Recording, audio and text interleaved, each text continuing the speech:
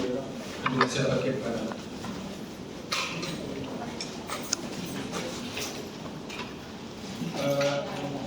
Ini adalah rekomendasi publikasi yang sebaiknya baca ya. Ada satu buku yang cukup bagus, penulisnya dari Weber dan kawan-kawan Pro dan Nelson tahun 2005. Ini buku ini sudah terapung semuanya terkait dengan kondisi geologi dari Pulau Sumatera, termasuk di dalamnya adalah batu dasar yang ada di sana, terkait juga dengan potensial sumber daya mineral dan juga sumber daya ekvator yang ada di Pulau Sumatera. Kemudian yang kedua, ada paper yang cukup bagus diinisiasi oleh Koping dan kawan-kawan tahun 1986. Judulnya adalah The Granites of the Southeast Asiatic Belt. Kemudian juga ada satu paper dari Shirley dan kawan-kawan tahun 2012. Shirley ini melakukan reanalisis apa yang sudah dilakukan oleh Koping untuk melakukan perhitungan umur batuan, di mana Koping pada tahun 90-an itu baru menggunakan metode potasium angkor, sedangkan Shirley melakukan penelitian yang serupa dengan Koping, menambah jumlah sampelnya, menguji ulang dan melakukan dating menggunakan metode yang lebih baru, yaitu uranium lead silikon. Nah, ini adalah publikasi yang saya sarankan pada sekalian untuk bisa memahami geologi di Pulau Sumatera, khususnya di batuan dasar.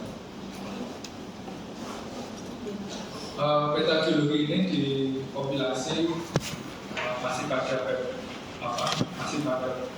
buku yang sama di Sumatera tadi, tapi di buku tersebut black and white, tapi ini adalah versi yang menjadi berwarna gitu. Kita bisa melihat secara umum geologi dari Pulau Sumatera. Yang paling terlihat jelas adalah perbedaan dengan Jawa, arah subduksinya. Arah subduksi dari Pulau Sumatera itu oblique northwest southeast. Dan ini akan mempengaruhi semua proses struktur geologi yang bekerja di Pulau Sumatera. Jadi di sana kita menggunakan prinsip simple shear.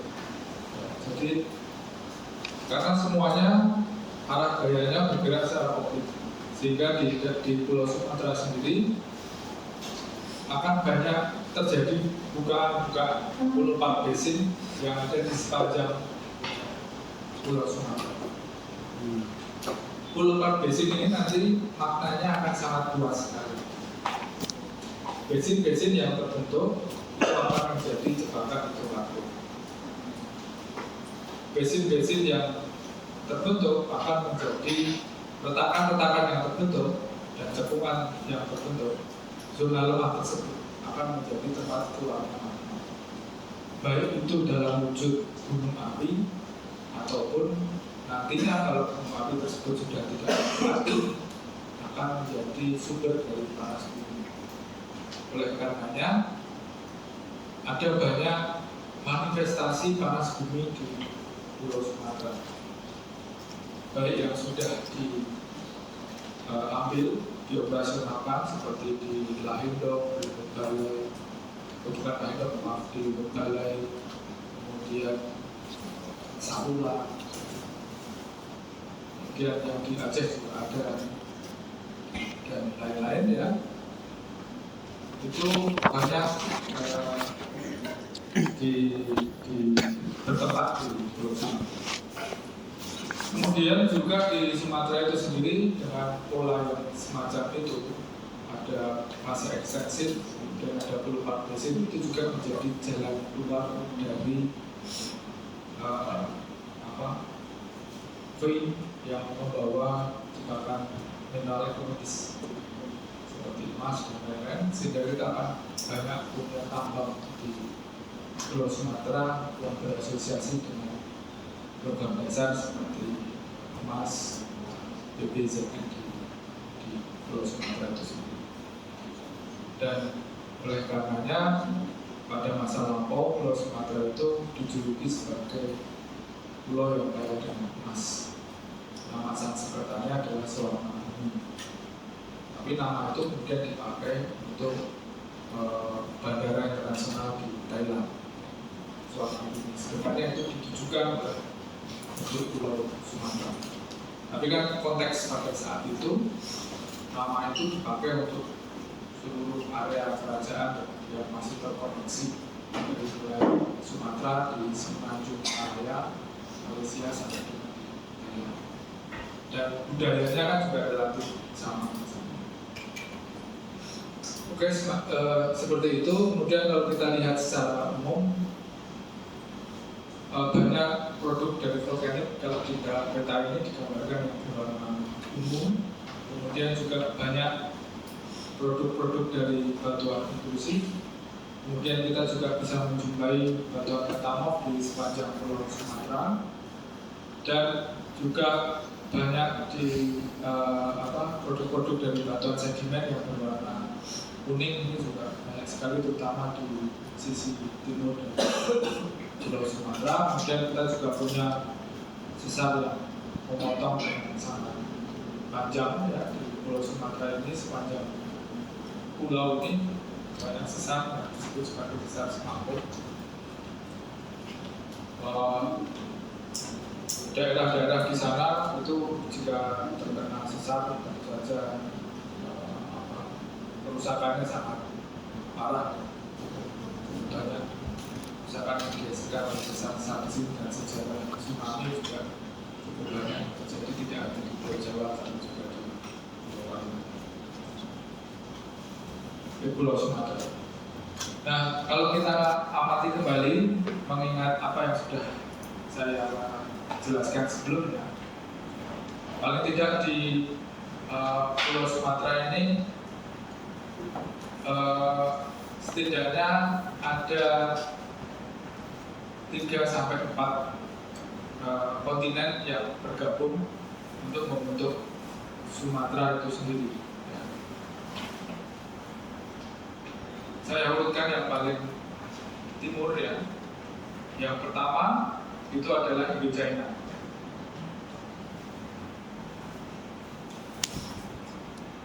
Kemudian yang kedua itu suku Masu.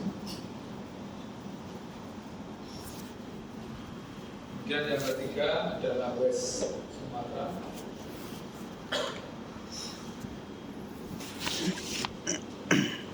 Dan yang terakhir yang paling barat itu adalah Wola.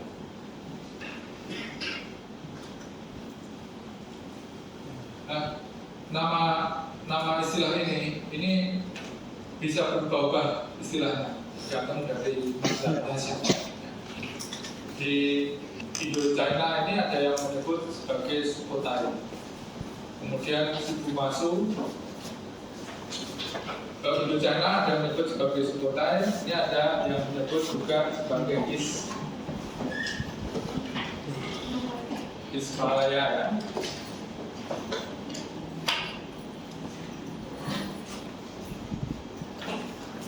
Kemudian suku Masu ini sentral. Kemudian dari Sumatera, dan yang terakhir adalah Wola. Nah, bagaimana para ahli kemudian bisa memisah-misahkan satu utuh dari Pulau Sumatera menjadi setidaknya 3-4 bagian ini? Para ahli mencoba untuk merekonstruksi berdasarkan kehadiran batuan granitoid yang ada di Pulau Sumatera.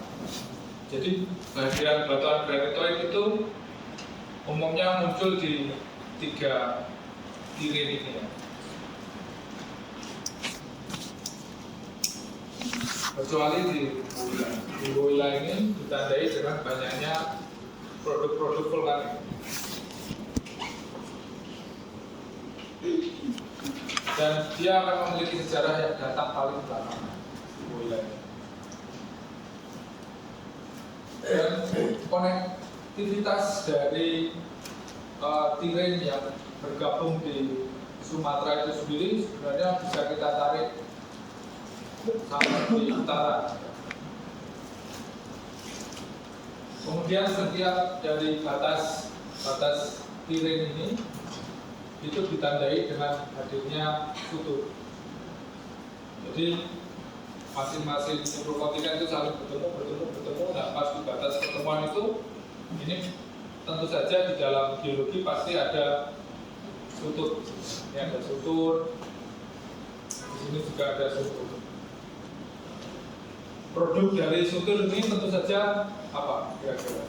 Ada kontinen-kontinen ketemu. Produknya apa?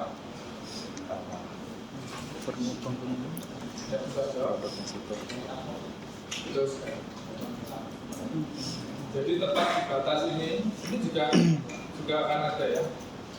Tepat di batas ini kita akan bisa mendapati batu.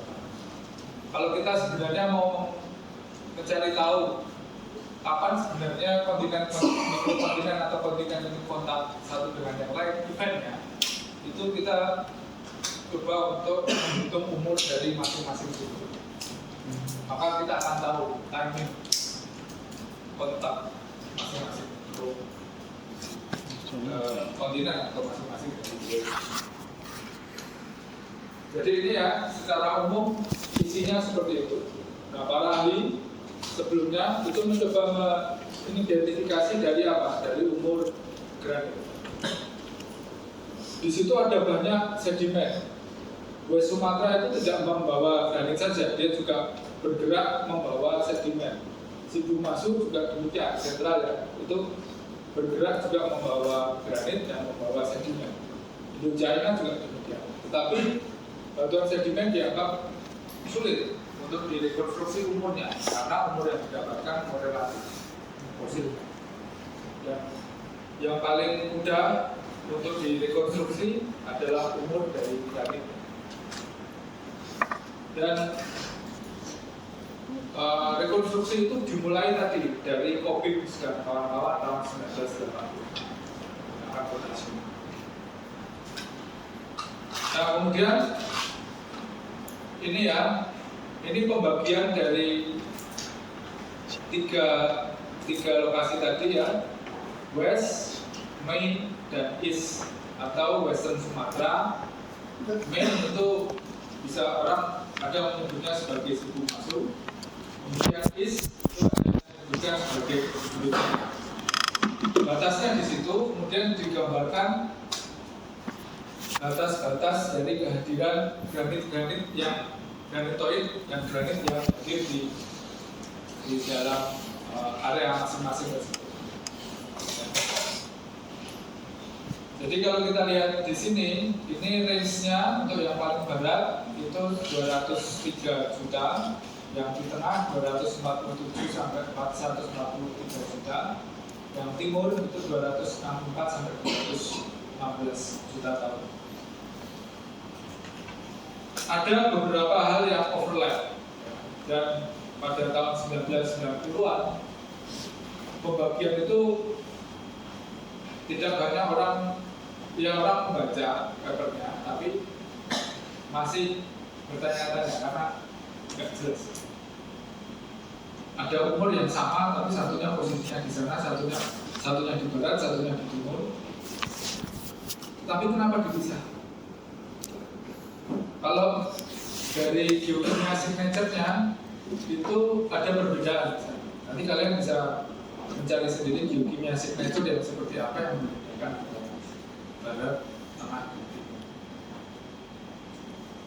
Tapi pekerjaan itu kemudian dilanjutkan, pekerjaan Koping ini kemudian dilanjutkan oleh Shirley, saya sebut tadi tahun 2012, menggunakan teknologi yang terbaru, zircon uranium. Tetapi permasalahannya akhirnya batasnya bisa dicari dengan lebih jelas. Nanti akan saya tunjukkan di slide berikutnya yang sudah dihasilkan oleh Sirui. Tapi ada beberapa lokasi yang batas antara main atau sentral dengan yang timur itu blur. Sebagai contoh itu di Bangka. Di Pulau Bangka ini kalau di garis batas ini tepat di bagian Pulau Bangka. Tetapi batasnya blur antara yang main dan yang east. Main granit dan east granit. Itu batasnya. Apakah batas sesar atau saling menindih satu dengan yang lain, sampai sekarang masih perlu penelitian lebih lanjut untuk dijelaskan secara spesifik di sini. Nah, kemudian yang menjadi menarik sebenarnya apa yang dilakukan oleh Koping tahun 1990-an itu didasarkan dari kebutuhan sumber daya mineral, yaitu kehadiran timah. Timah itu teoretically dia akan berasosiasi dengan granit tipe S. Sudah pernah dengar dan sepertinya kalian juga sudah pernah dijelaskan ya di mata kuliah GSDN mungkin ya. Kemudian di PPBM mungkin Pak Lukas sudah dijelaskan hal tersebut kalau ada yang kita lanjut. Granit tipe S itu dihasilkan dari magma dangkal akibat dari pelelehan parsial batuan sedimen. Jadi ketika ada batuan sedimen dan batuan sedimen bertemu akibat kolisi, maka akan ada peningkatan suhu di situ. Jadi batuan metamorf terlebih dahulu lewat proses apibolik, granulit, kemudian melt menjadi magma. Kalau dia membeku, maka yang terbentuk adalah granit. Kalau di Pluton, granit tipe S. Nah, karena aluminanya banyak dan batuan sedimen itu mengandung Sm, stabil, maka akan terbentuk timah. Bisa, akan ada endapan timah. Nah, yang menarik, endapan timah itu kalau di dalam wujud granit tipe S, dia akan terikat di silika.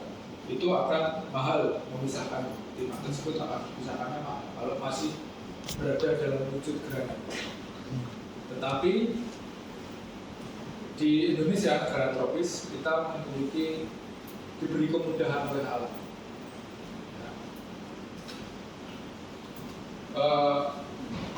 Timah itu secara alami dipisahkan oleh granit akibat dari proses pelautan, tropical weathering. Maka timahnya akan diendapkan di sekitar granit sebagai endapan geyser dan kemudian dibawa ke pantai, ke laut lepas, di mana pantai dan laut itu adalah sebuah cekungan yang luas. Sehingga apa yang dilakukan oleh PT Timah saat ini, mereka menambang pasir pantai itu. Memang pasir pantai dikeruk ada timah. Tidak perlu capek-capek memisahkan timah di granit. Kenapa? Mudah, tetapi seharusnya itu membuat kita menjadi negara yang makmur. Apa yang terjadi? Ya seperti itu. Itu membuat kita menjadi negara yang makmur. Sudah disiapkan, otomatis secara alami dilakukan, tinggal ambil di pasir pantai, tidak perlu memisahkan. Hal yang sama nikel, bukan korupsinya ya, mungkin belum. Hal yang sama nikel itu terkandung di bata utama. Memisahkan nikel dalam silika, di dalam olivin, di dalam piroksid, mungkin bagian besar olivin, itu biayanya mahal, membutuhkan teknologi metalurgi yang sangat komplikated. Tetapi alam memisahkan itu secara alami dalam proses melakukan di wilayah tropis, sehingga perusahaan-perusahaan penambangan nikel itu hanya tinggal mengambil atau melakukannya sampel itu enak dong, tinggal berapa itu sudah bisa membuat kita menjadi maju berkembang. Starting point kita itu sama dengan South Korea Selatan. Starting point kita itu sama, tetapi posisinya sekarang Korea Selatan di atas, Indonesia masih di sini. Apalagi kemarin IHSG-nya tapi kan internasional menarik.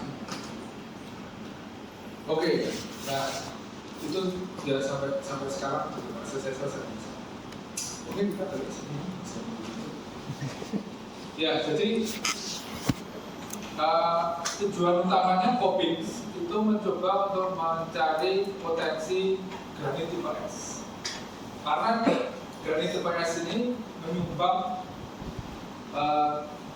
penambangan timah yang terbesar di dunia. Jadi itu diambil di Indonesia, diambil di Malaysia, diambil di Thailand, yang kelewatan granit tipe S.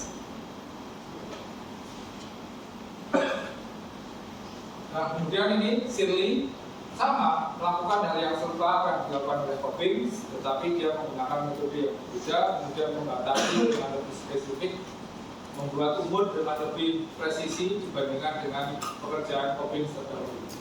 Jadi Shirley kemudian menyimpulkan semacam ini: di bagian western atau di Indochina, di bagian western di West Sumatra ya, western side itu tipe granitnya adalah tipe I. I itu dari istilah igneous kan. Jadi dia terbentuk akibat dari subduksi kemudian pembekuan di dalam sebagai brutal. Tidak ada hubungannya dengan collision. Tidak ada hubungannya dengan continental collision. Itu umurnya 212 sampai 214 dan ada aktivitas overpring. Jadi reaktivasi lagi, maknanya terbentuk lagi di kabur 81 sampai 80. Kemudian di tengah, di sentral ada orang yang bilang sebagai sentral, ada yang disebut sebagai main, ada yang disebut sebagai Sibumasu. Sibumasu itu apa? Siam, Burma, Malaya, Sumatera. Sibumasu. Itu umurnya adalah 215 sampai 200 tahun. Kemudian yang paling timur, Eastern, ada yang menyebutnya sebagai Indochina, ada yang menyebutnya sebagai Sukhothai, macam-macam. Nah, itu bisa tipe I dan tipe S, umurnya 246 dan 216 juta tahun, dan ada overprint di 80 sampai 85 juta tahun. Apa yang dilakukan oleh Shirley itu dia melakukan studi dengan cukup detail, mengambil sampel, kemudian melakukan dating dengan metode uranium. Nah, kemudian dia juga memberikan batas-batas yang jelas di mana western side, central side, atau main side, dan eastern side. Kalau di semenanjung Malaysia itu tepat di tengah, ini ada yang disebut sebagai Laut Bintang Sudur. Di situ ada batuan metamorf, amfibolit, juga muncul serpentine juga hadir di situ. Dan itu ada tol yang melewati memotong dari situ ke Laut Bintang Sudur ini, ada tol. Nah, kebetulan kami pernah melakukan penelitian batuan metamorf di Laut Bintang di mobilan yang dari selatan sampai ke utara ini, sampai batas dengan Thailand. Kami dari selatan sampai ke utara sini. Dan akan ada selalu gempa di situ. Tapi diperbaiki terus. Jadi seolah-olah kita nggak melihat kerusakan yang terjadi di dalam jalan tol.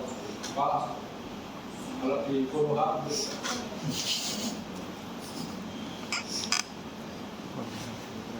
Oke, kemudian sekedar mengingatkan kembali, granit itu ada berapa tipe sih sebenarnya? 4. Ada berapa tipe? 4. 4. Apa saja? IASM. SIAM. Siap. Apa yang akan saya nggak akan ulang lagi di petrologi. Apa yang akan saya diskusikan di sini mengingatkan kembali tipe S dan khususnya tipe S dan tipe apa yang membedakan tipe S itu umumnya terbentuk dari continental collision. Seperti kalau ada di Himalaya, kontinen, kemudian dia collision, itu ada pada melting terbentuk di badan sedimen. Metamorf dulu ya, metamorf terbentuk fase angkolit, fase granulit, yang bagian tengah, bukan yang bagian atas ya, tengah itu nanti ketika dia melt, setelah dari high temperature metamorphic rocks melt, maka akan muncul granit. Berbeda dengan tipe I normal di mana di oceanic island arc atau di continental arc itu akan ada tipe igneous type. S adalah sedimentary. Nah, apa yang membedakan antara igneous dan sedimentary type? Kalau di sedimentary type karena asalnya dari badan sedimen, maka aluminanya tinggi, yang disebut sebagai peraluminous. Aluminusnya turah-turah, sisa-sisa peraluminous. Nah, di sini maka kehadiran aluminanya sangat tinggi pada saat membentuk mineral, pada saat mengalami kristalisasi banyak sisanya. Akhirnya dia jadi apa? Dia membentuk dua jenis mika, muskovit dan biotit sering muncul. Kadang ada yang disebut sebagai mica granit. Ketika kita sudah dapat dua jenis mika, biotit dan muskovit dalam jumlah yang banyak, berarti ekses aluminanya sisa. Berarti ini kemungkinan besar adalah granit tipe S. Walaupun sebelum dianalisis geokimia, tetapi dari petrografi sudah memberikan hint pada kita bahwa ini adalah tipe S. Kemudian sini yang lain adalah kehadiran garnet. Garnet tidak hanya muncul di batuan metamorf, tapi juga bisa muncul di granit. Kalau tadi aluminanya sisa, ketika mika ini sudah kompensasi mika sudah muncul di situ, tetapi masih ada sisa, bingung mau kristalisasi apa lagi ya mineral yang bisa menampung alumina. Salah satunya adalah garnet, maka muncullah garnet di granit. Jadi kemunculan garnet di granit itu normal saja jika umumnya terjadi di tipe S. Hidupnya itu muncul garnet, muncul mica, kemungkinan adalah granit. Tentu saja untuk memastikan kembali kita harus analisis biokimia atau analisis isotop. Itu akan lebih presisi. Kemudian tipe I tidak demikian. Tipe I ya secara umum yang bisa kita amati bersama. Banyak kalsiumnya, sehingga kompensasinya ketika mengalami kristalisasi dia akan banyak piroksin, CA-nya akan banyak halogen, CA-nya turah-turah. CA-nya itu dari mana? Galian parsel dari mantel, karena banyak mengandung kalsium di mantel. Sedangkan kalau galian parsial antara sedimen, kalsiumnya tinggi, sehingga kadang hornblende itu jarang. Ya, itu salah satu ciri. Nah, justru kalau kita mau mencari mineral ekonomis seperti jebakan emas dan yang lain, justru nyarinya jangan yang di tipe S, tapi carilah yang di tipe I. Nah, ada beberapa paper dari mahasiswa yang mencoba untuk mencari timah di tipe. Ya jelas nggak akan ketemu karena secara konsep biasanya nggak akan jalan itu. Nah, konsepnya nggak akan jalan di situ. Mencari timah di granit itu. Untungnya bukan kalau BM dari kampus lain. Jadi pembimbingnya juga nggak paham konsep tersebut. Jadi kalau Anda mau mencari sumber daya mineral ya Anda harus tahu dulu filosofi mineral tersebut hadir di mana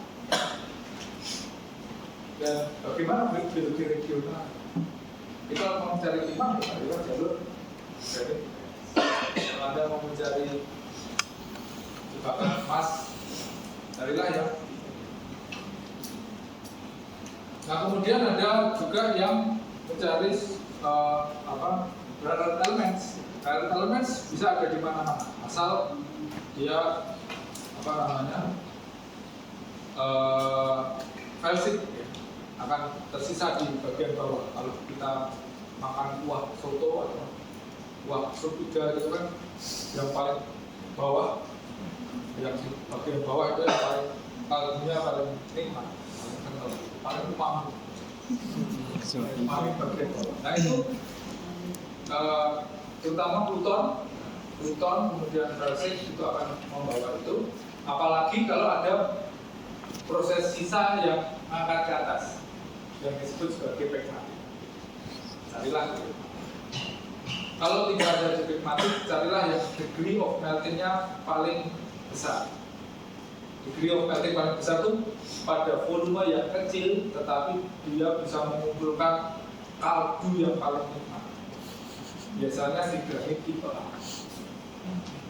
Cari di granit tipe A. Kalau mau cari di granit juga banyak sebenarnya, tapi akan lebih berkaldu lagi di pegmatik atau nah, informasi itu sebenarnya kita bisa searching di publikasi dimanapun. Jadi sebagai geologis yang smart, kalau mau mencari sumber daya alam, ya kalian harus tahu konteksnya dulu, lihat geologi pelajari penelitian-penelitian. Kalau asal nembak ya jelas, cuma ngabisin duit aja. Oke, baik, saya lanjutkan. Kemudian Shirley mencoba untuk merekonstruksi dari ketiga kehadiran granit itu, ya. Di sini adalah dia membuat section dari barat ke timur. Ya. Ingat, dari barat ke timur. Pada umur Permian 250 juta tahun yang lalu, itu ada paling timur ini sudah ada granit tipe I. Ini adalah Eastern Side Granite atau Indochina. Di sini tipe I. Kemudian paling barat ini sudah ada granit tipe I juga yang sebagai West Sumatera atau Western Side Granite. Jadi tipe S-nya belum muncul. Itu ya. Semuanya terbentuk karena apa? Karena subduksi. Karena tadi tipe I. Tapi lokasinya berjauhan. Yang satunya di timur dan satunya. Kemudian kontinen ini bergerak. Akhirnya apa? Docking, kolisi. Kemudian setelah kolisi dia akan mengalami partial melting membentuk granit tipe S. Dan ini adalah main range granit tipe S. Di sini yang kaya dengan timah. Nah, kalau nambang carilah di sini. Kalau mau nambang emas dan lain-lain carilah di sini atau di sini. Woyla belum hadir. Woyla masih belakangan, masih di umur 80, 90. Dia akan usul belakangan nempel di Sumatera paling barat.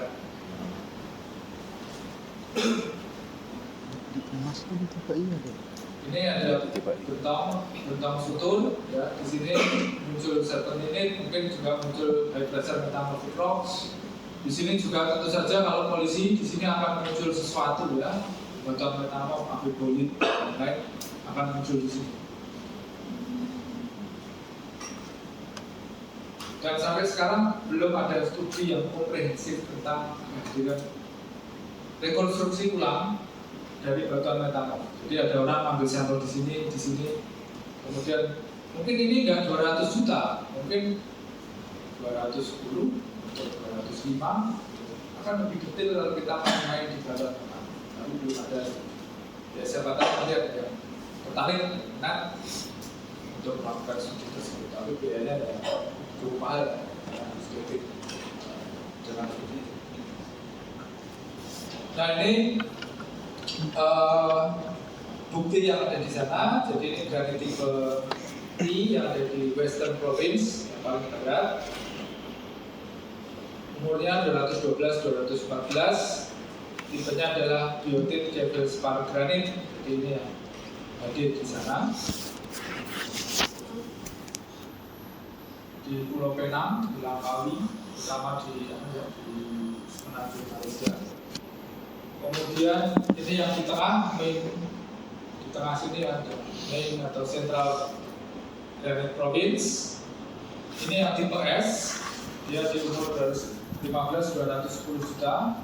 Nah, yang perbedaan yang sangat mencolok karena granit ini terbentuk akibat dari continental collision dan diawali dengan proses metamorfisme, maka physically di granit ini biasanya ada struktur foliasinya juga, karena dia asalnya dari batuan metamorf dulu, sedimen, metamorf, melting terus jadi granit. Jadi masih ada sisa-sisa. Sehingga kita masih bisa melihat adanya baudin seperti ini ya. Kemudian ada metamorf yang di sini, kemudian ada liukan-liukan metamorf yang seperti ini. Itu akan sangat sangat wajar muncul di sekitar granit tipe S. Kemudian yang paling ciri yang paling utama itu ada granit bearing granit. Jadi beberapa lokasi itu muncul granit di dalam granit. Jadi jangan heran kalau lihat granit ada merah-merahnya apa? Ternyata itu granit. Ketika kita lihat dalam sehatan tipis, dia isometrik, dia gelap terus. Oh ini kok bisa ada granit? Padahal granit itu umumnya di batuan metamorf. Bisa saja, karena tadi dengan alasan seperti itu, alumina ekses. Kemudian juga menandai dari tim provinsi ya, banyak kandungan timah yang ada di sana. Kalian bisa bayangkan kalau menambang dengan kondisinya masih seperti ini harus dipisahkan. Biayanya mahal, ada timahnya memang, tapi biayanya mahal. Membutuhkan peralatan dan infrastruktur yang sangat mahal dan sangat tinggi. Jadi kita beruntung ya. Indonesia ini kaya dengan timah dan ngeruk aja. Kemudian East Granite Province yang paling timur ini muncul di Indonesia tidak banyak, tetapi sebagian besar muncul di Malaysia, Vietnam juga muncul. Di granit tipe I yang paling timur ini juga banyak tambang di sana yang berkaitan dengan tambang emas. Ya. Cirinya adalah hornblende biotite granite. Tadi ya karena tipe I dari pelayaran parsial dari dalam, dari mantel atas yang pelayaran, sehingga kalsiumnya sangat banyak, kompensasinya akan banyak hornblende-nya, banyak piroksidnya. Jadi ini namanya hornblende biotite granite, yang paling banyak. Kemudian umurnya ada 246-216 dan ada overprint intrusi di 80-95 juta tahun. Ada beberapa lokasi yang ditambang sebagai penambangan emas. Kita punya perusahaan Indonesia yang melakukan penambangan di Malaysia, punya konsesi di Malaysia di daerah Pejong. Itu J Resources ada tambang di daerah Pejong. Jadi agak berbangga diri ya, ternyata ada perusahaan Indonesia yang tambang di luar negeri. Tidak cuma gimmick untuk menaikkan harga saham, karena ada sebenarnya ada perusahaan punya perusahaan Indonesia juga punya tambang perusahaan masuk untuk coba menggoreng harga saham supaya tinggi, padahal kosong, sebenarnya tak ada. Dulu pernah ada kasus Busan, tidak pernah dengar BX, nggak pernah. Jadi di Kalimantan itu diyakini memiliki sumber daya emas yang lebih tinggi daripada Freeport. Dia tidak ada perusahaan. Kemudian nama perusahaannya Brix. Harga sahamnya melambung tinggi, orang investasi. Sebenarnya itu cuma bohong. Ada filmnya, judulnya Gold. Aktornya McConaughey sama McConaughey. Karena kita cari. Nah, kemudian geologisnya kalau tidak salah namanya Antonio de Guzman, itu orang Filipina, dibunuh, dilempar dari helikopter. Jadi ketika dia menunjukkan lokasinya langsung dijorokin, karena sangat dendamnya. Kamu membohongi. Ya itu konspirasi. Itu bermain saham. Ya seperti itu. Apa yang terjadi dunia ini itu seperti itu. Banyak sekali permainan. Jadi tidak benar-benar ada sumber dayanya, tapi dinaikkan supaya harganya berlimpah, investasi masuk, nanti ditarik uangnya. Dan banyak hal juga permainan itu terlihat. Ya. Jadi ada perusahaan yang tidak benar-benar akan eksploitasi. Pekerjaannya hanya eksplorasi terus. Tanya, beli BKP, tapi dia eksplorasi terus, nggak pernah eksploitasi, nggak pernah dia beli, karena dia cuma informasi ke saham, pemegang saham, ini ketemu sekian investasi itu punya kita ditarik. Nanti kalau udah BKP-nya dijual orang lain, harganya murah karena nggak di sini. Banyak, mungkin kalian belum melihat. Konsentrasinya masih di geologi, tapi beyond geologi itu banyak sekali peluang. Karena sumber daya alam itu source of money, sumber fresh money-nya itu semua orang akan jual. Beyond geologi itu mengerikan. Kalian harus siap bermain juga. Kalau mau main di situ ya siap-siap terjun di. Banyak juga orang kita yang tahu permainannya, kulturnya. Ya mereka ikut bermain di situ, ikut surfer di situ, berenang di situ.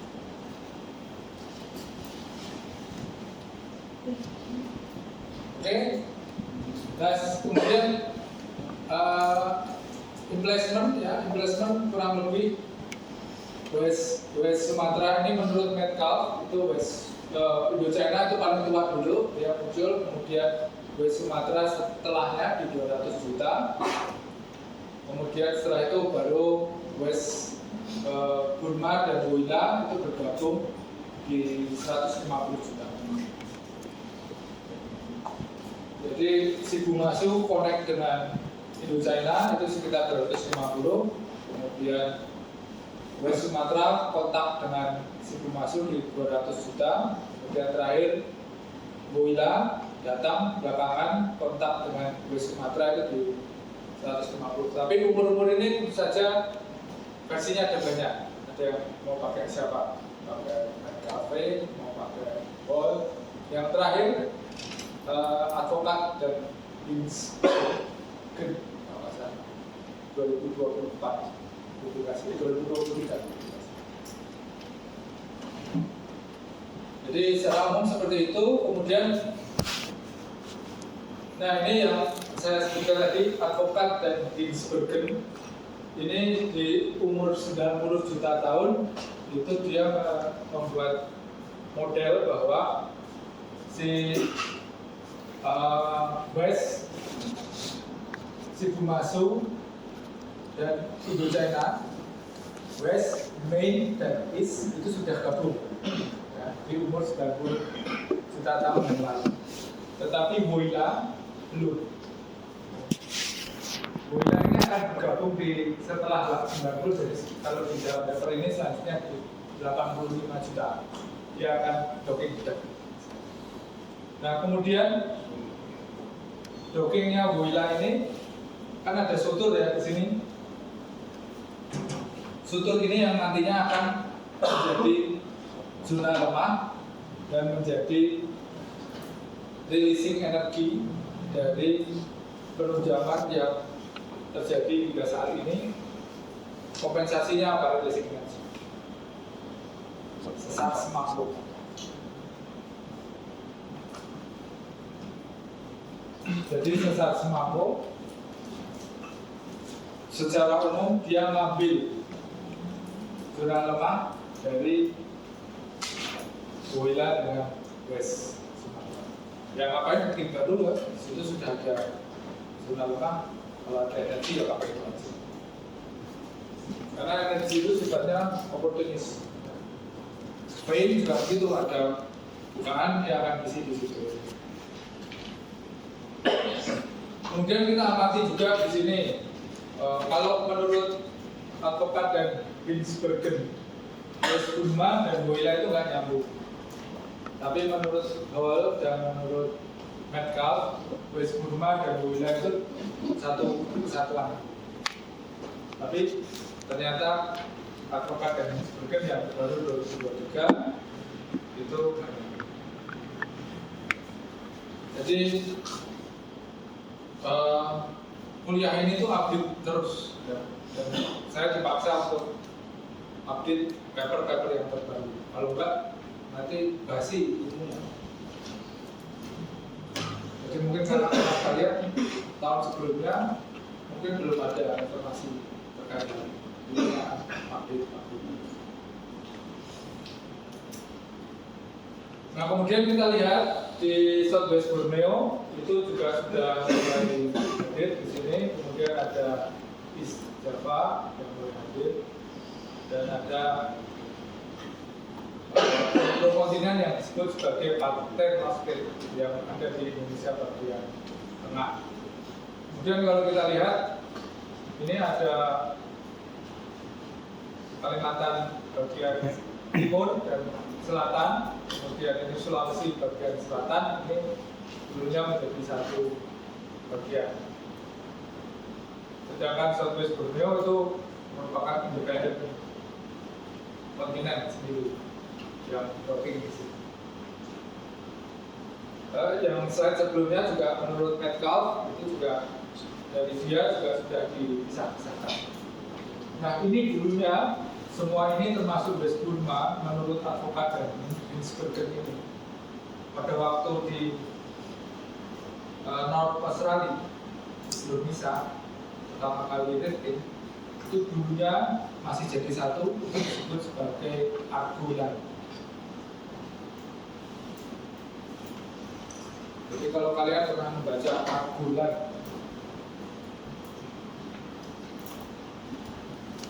kemudian Argoland ini terpecah-pecah. Ada yang sebagai Southwest Borneo, ada yang sebagai Parten Basket, ada yang sebagai West Burma, kemudian Timor, East Java, dan lain-lain. Ini asalnya dulunya disebut sebagai Argoland.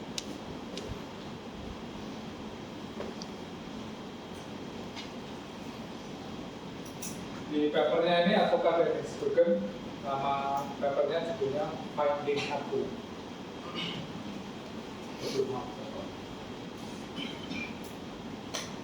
Nah kemudian kita coba untuk membuat section di Pulau Sumatera dari barat ke timur seperti apa. Jadi ini kalau kita lihat di bagian atas ini pada kapur tengah ya. West Sumatera main atau central side ya, western side, central side dan eastern side itu udah gabung di sini, kan tadi 200 juta, ini kan sekitar 100 juta. Sudah gabung, tetapi Woyla masih on the way. Ini lihat, Woyla masih OTW. Nah, Woyla masih OTW. Ini adalah Woyla. Woyla itu isinya Volcanic Arc dan Wisma Apresi.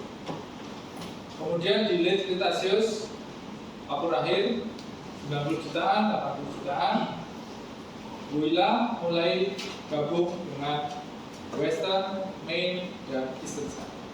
Menjadi satu bagian dari Sumatera, satu bagian dari Sundaland yang tidak terpisahkan pada waktu itu.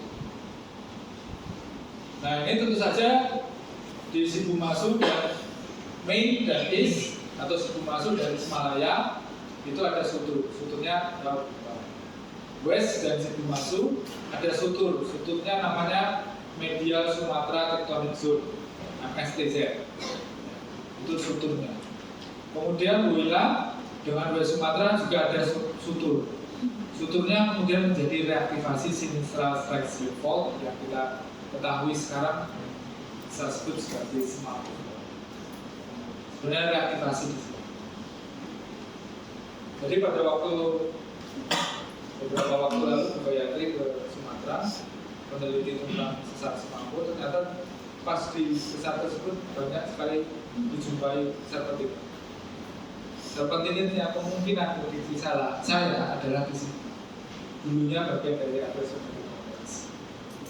dari sini, kemudian akhirnya muncul yang saat ini posisinya ada di sekitar Semangko, dan itu bisa menjadi pelumas karena serpentin ini kan licin ya. Ada orang yang menyebutkan sebagai substitut kalau dia banyak top, banyak tapnya dia akan menjadi substitut licin, jadi akan jadi pelumas untuk Semangko.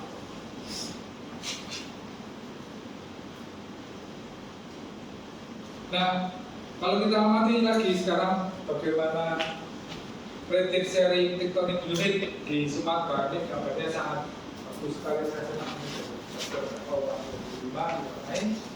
kita punya batas provinsi tadi ya.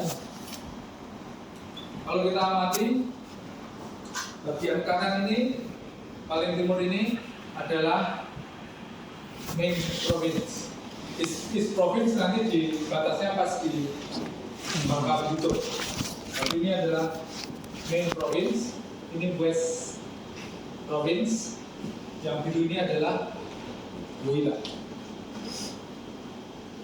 Nah, ini sudah disebut West, East atau Sibumasu ya, Sibumasu.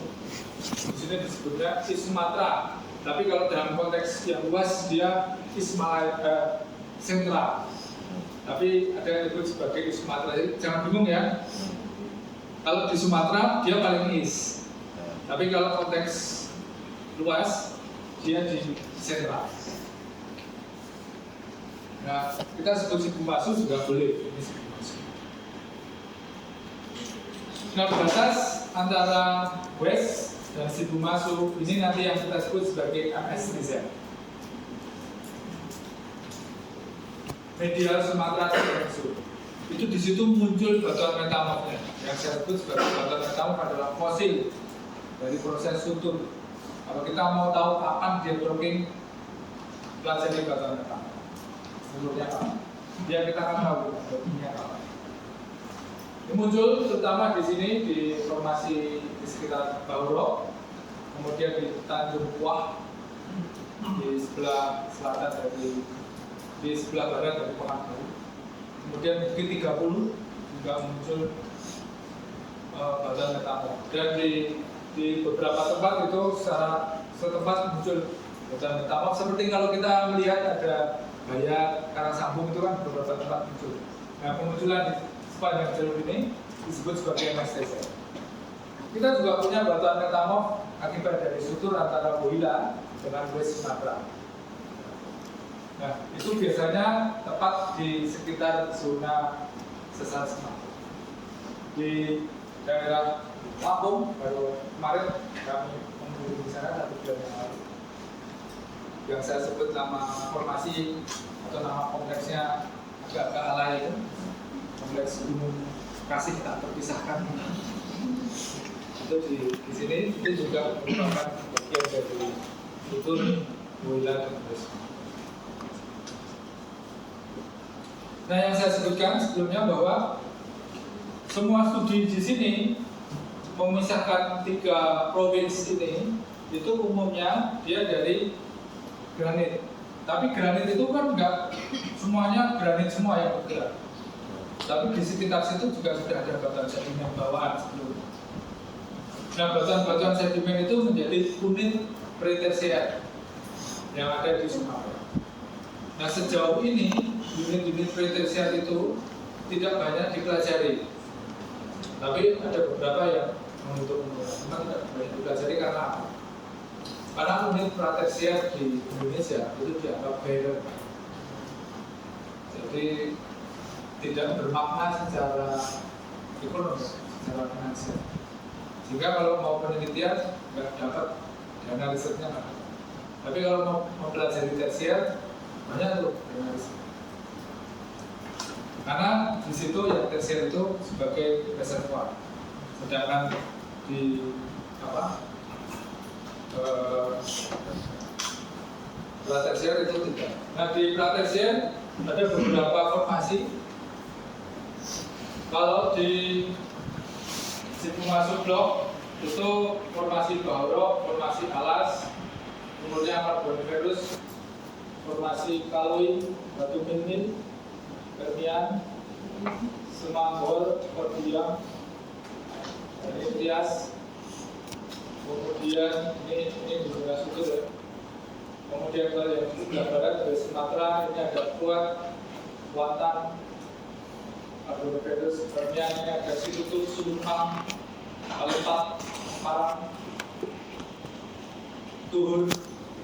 Kemudian kalau di Woyla itu yang pratersier ada Oceanic Development dan limestone yang ada di Melans, dan mungkin ada ocean plate stratigraphy ya, seperti Rijang dan lain-lain biasanya muncul. Kemudian kalau di paling timur sendiri yang masuk di Indochina itu ada Pemali, kemudian Tempilang juga ada di situ. Ini adalah batuan-batuan sedimen yang bawaan dari provinsi-provinsi itu. Ya.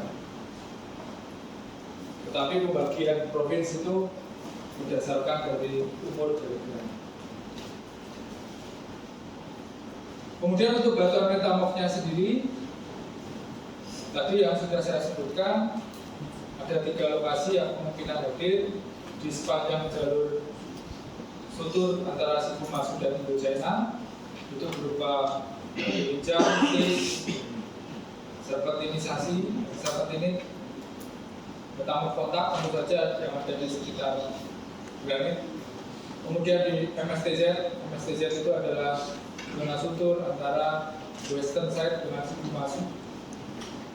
Itu ada marmer, brokovitic marble, gravitic marble, augenite, slate, pilit, biotit, garnet, slimanite, cis, cordierite, orfels, itu biasanya metamorf kontak.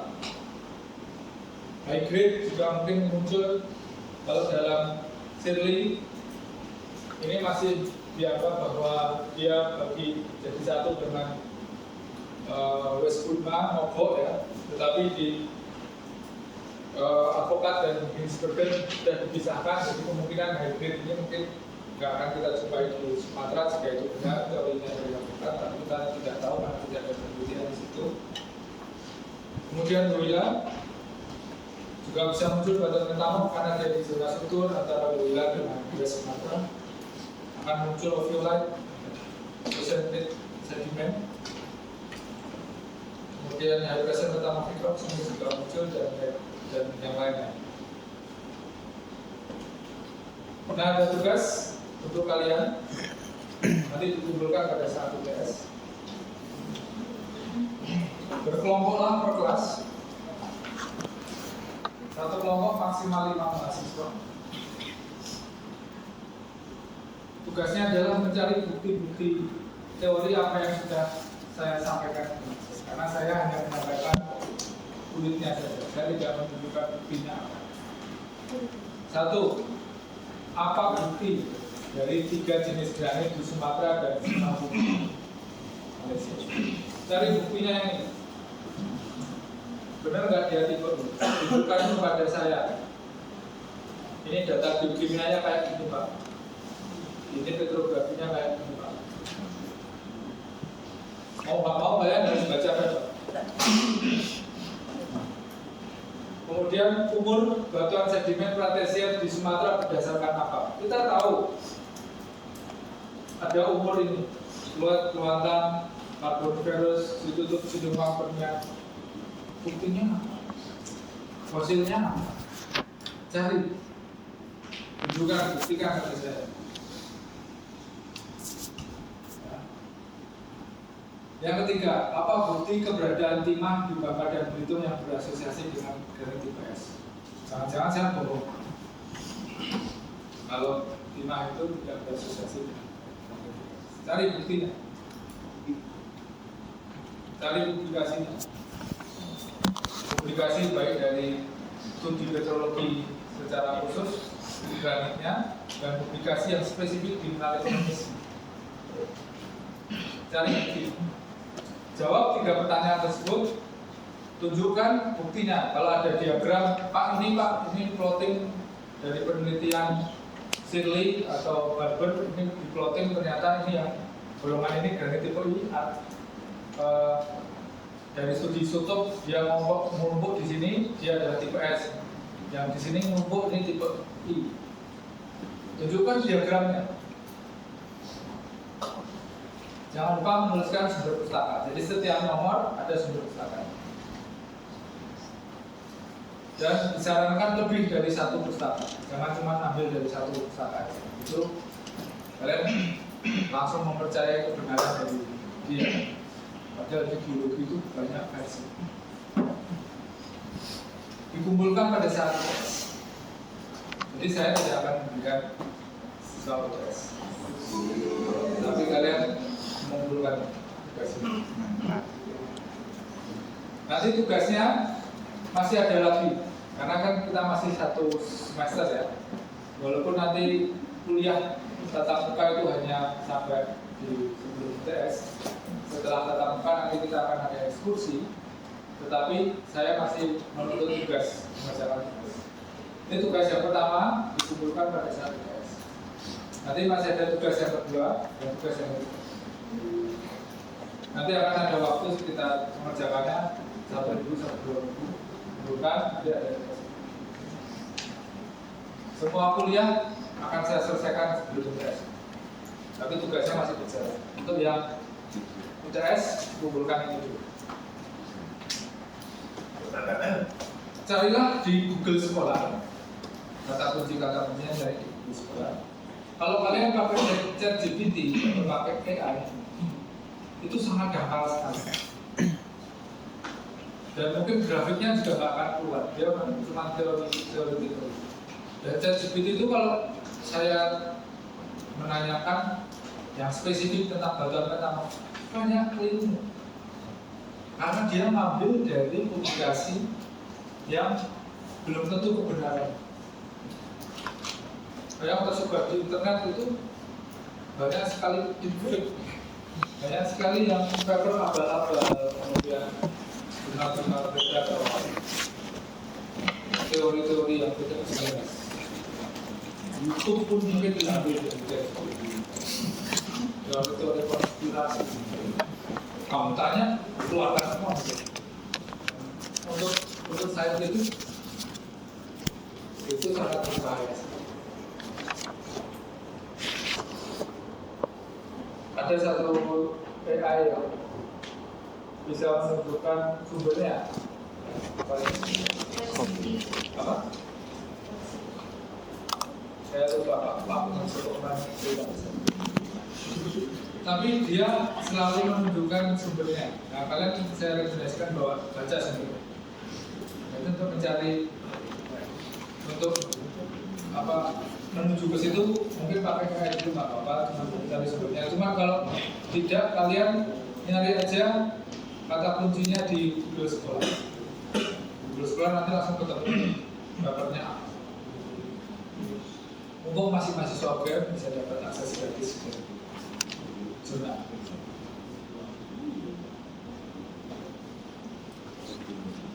Tapi pakai internet kampus ya.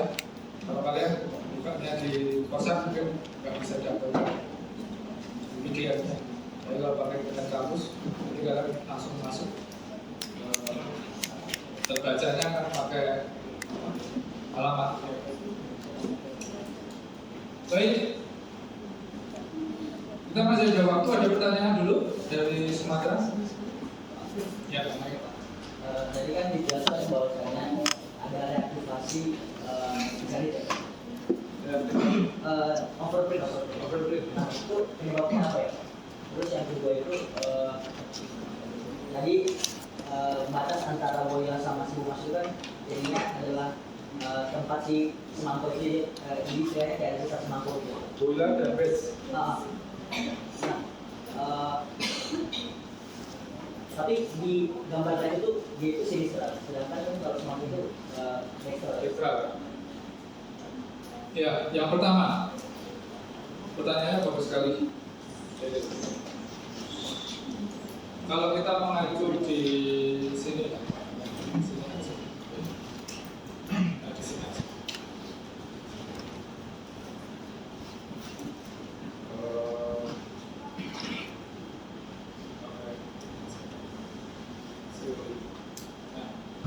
Bisa jadi ini masih ada sisa dari subduction slab yang belum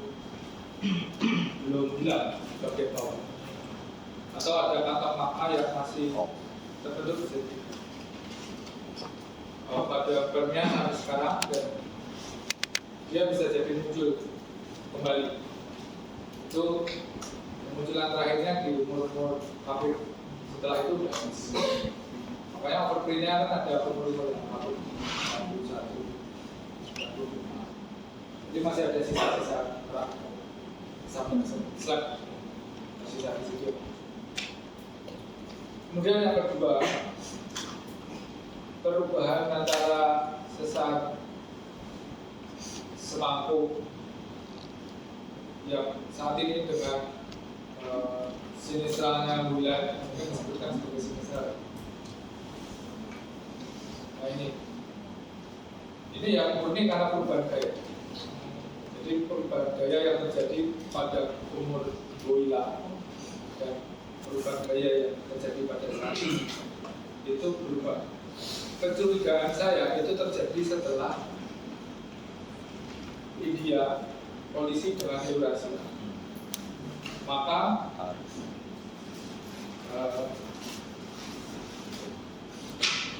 kecurigaan saya ya,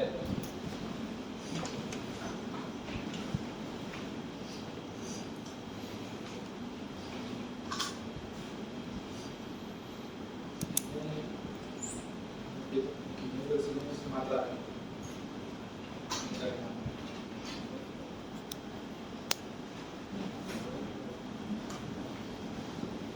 Ini India, ini Eurasia.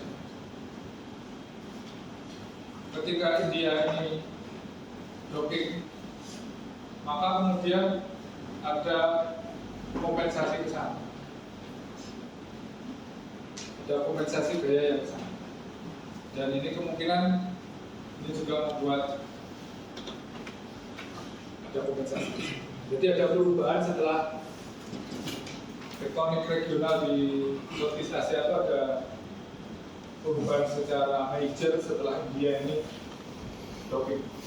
Sebelumnya tidak sekuat itu. Ini istilahnya disebut sebagai tectonic escarpment. Kalau tidak salah tectonic escarpment. Pak Zaludin paling paham. Ya, itu kan jawab. Ada lagi?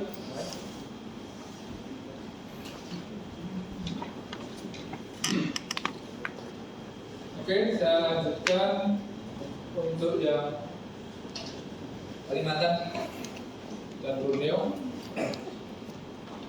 Nah, ini adalah rekomendasi publikasi untuk belajar di Kalimantan dan Borneo.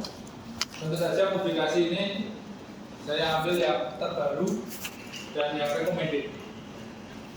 Greenfield 2020, ini 2017, Guam 2022, Sian 2022. Sejauh ini masih belum ada lagi sih ya, yang terbaru yang secara regional ya. Kalau nanti kalau paper saya publish 2020, tapi itu khusus bacaan pertama, saya mainannya.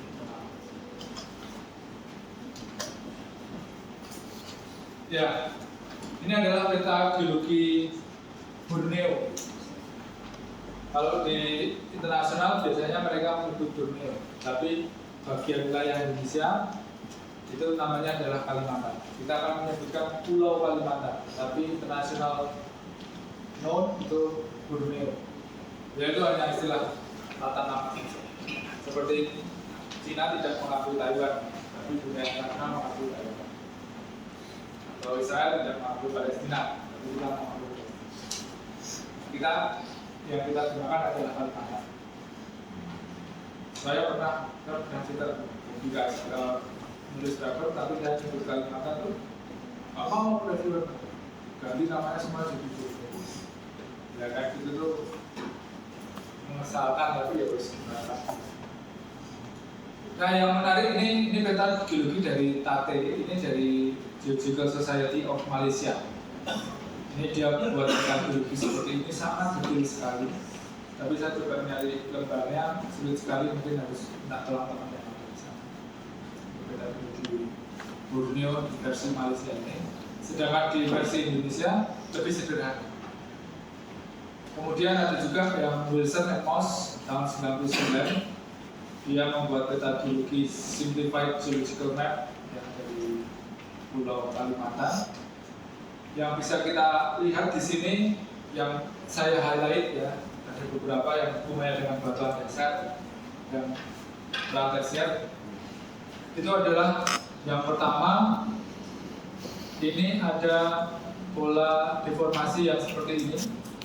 Ini kalau kita lihat, ini juga ada pola deformasi yang seperti ini, yang meliuk ini ya. Dan di sepanjang pola deformasi ini diindahkan batuan sedimen dan juga akresi, prisma akresi, sedimen-sedimen produk dari prisma akresi sama ophiolite di sini ya. Ini ophiolite sequence ya. Kemudian ternyata ophiolite tidak hanya di sini, ini juga di sini dilaporkan ditemukan batu hijau, sedimen laut dalam juga ketemu. Jadi ini menerus ke sana.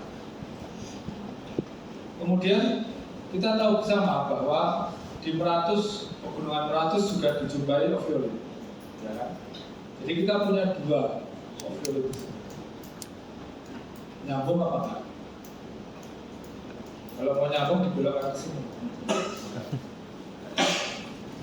Kemudian itu yang highlight yang pertama. Yang kedua adalah granit.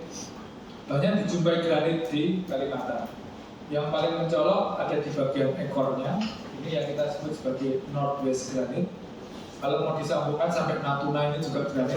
Di sini juga banyak minyaknya di sini. South China Sea itu banyak minyak. Sehingga ada konflik teritorial. Cina klaim bahkan di paspornya dia itu batas wilayahnya sampai South China Sea. Tapi itu menyinggung hati negara-negara yang ada di sana, Vietnam, Filipina, itu menyinggung. Tapi nggak berani frontal, hanya mengumpulkan kapal-kapal perang. Jadi kapal perang itu tensionnya itu sangat kuat. Indonesia harusnya sebagai negara yang paling luas bisa menjembatani, tapi enggak, malah gabung BRICS.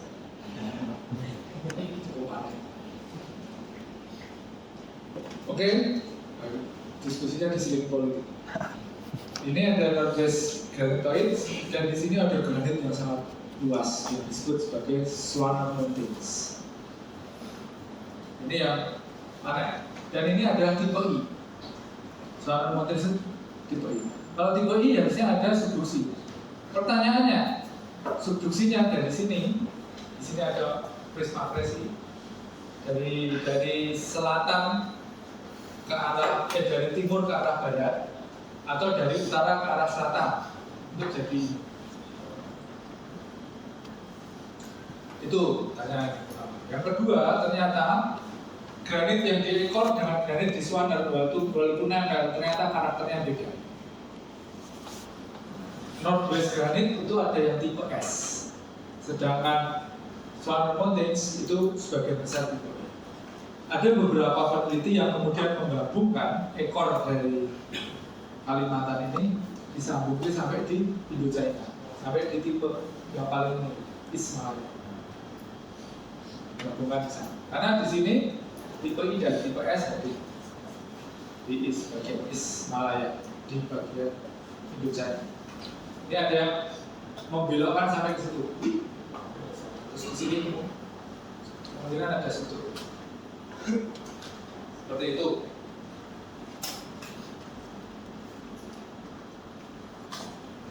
Nah ini peta geologi dari Swan Mountains.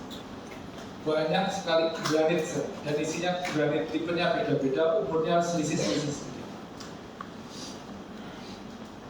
Di North Swan Zone ada sepauk tonalite, laur granit. Kemudian di South Swan Zone ada Sukadana, Sukadana, Perabai. Ada granit-granitnya, ada tonalitnya. Ini kita nggak nyinggung di Northwest, Northwest masih belum masuk. Ini semuanya. Dan ada batuan metamorf namanya Pima. Ini yang sedang saya tulis dapat Pima. Dan ini paper dari Henning, dia nyetir paper.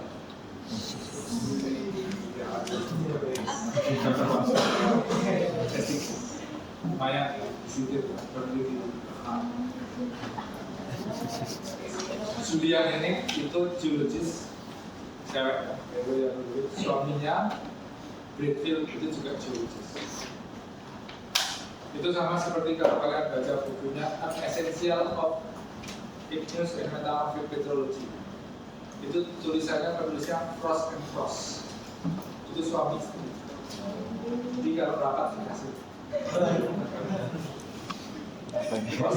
Jadi ini sama seperti Julia sama William dan Henry, suami istri geologis. Di kakak-kakak kelas kalian juga banyak yang menikah antar geologis. Di sini dosen juga banyak yang menikah. Siapa tahu nanti kalian juga. Karena geologis itu mana-mana bareng terus pergaulannya tidak luas. Akhirnya jatuh cinta juga.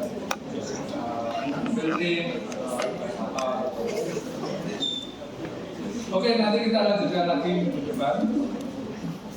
Minggu depan kita laksanakan secara online ya. Kemudian mungkin waktunya agak sedikit lama karena saya harus menyelesaikan sentral dan Eastern. Sentral itu masih ada PR Kalimantan, Jawa. Eastern itu nanti mungkin saya gabungkan secara singkat Timor, Madura, Sulawesi, Seram, Papua. Tapi secara regional akan saya buka waktunya. Oke.